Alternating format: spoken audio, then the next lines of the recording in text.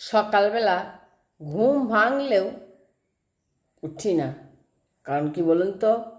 কারণ আজও আমাকে কোথাও ঘুম ভেঙে উঠে যেতে হবে না। মা ডাকে, আমি চুপ করে থাকি।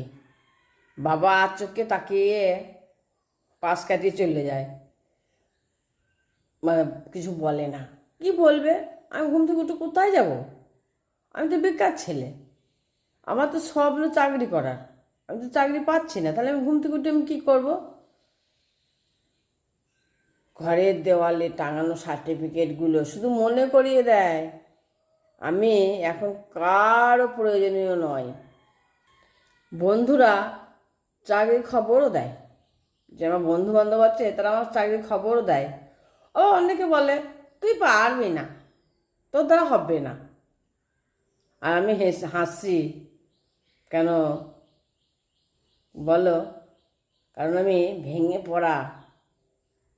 আর দেখবেন ভেঙে পড়া ছেলেমেয়েরা না সবচেয়ে বেশি হাসে মুখে মুখে। কি করবে? কষ্টের হাসি, ওটা তো সুখের হাসি নয়, দুঃখের হাসি।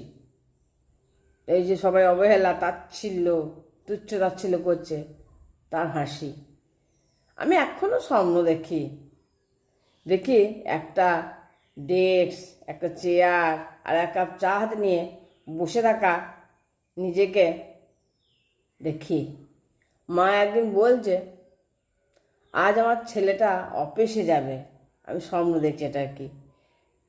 মা আমাকে বলছে প্রত্যেক দিন কিছু না কিছু পাওয়ার মাধ্যমে আমি চেষ্টাও করে যাই। কারণ স্বপ্ন দেখে যাওয়া ছাড়া আমার হাতে আর কিচ্ছু নেই। আমার স্বপ্ন দেখি, বেকার ছেলে না, স্বপ্ন দেখি যে আমি অফিসে যাচ্ছি, ডেস্কে এক কাপ চা নিয়ে বসে আছি, মা আমাকে ডাকছে অফিস যাবি ওঠ।